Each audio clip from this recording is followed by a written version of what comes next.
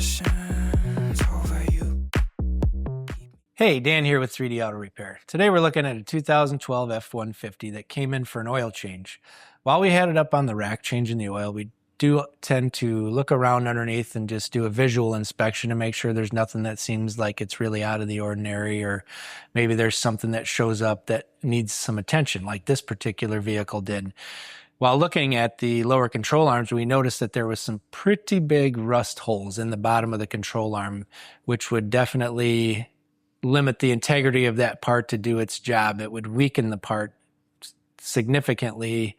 If you hit a big pothole, or maybe you hit a curb or something, that could cause that lower control arm to fold up or break in half if it was to get to that point. We informed the customer what we found, let them know that it needed to be replaced just based purely on safety.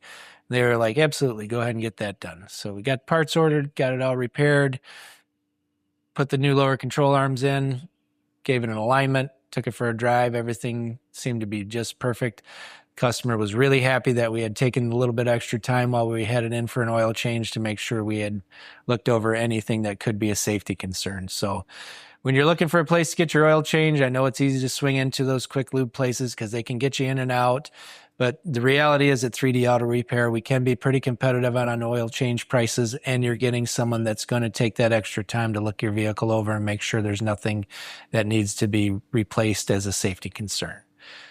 My name's Dan. Thanks for watching, and I look forward to seeing you at the shop. And please share this video so other people can get this information.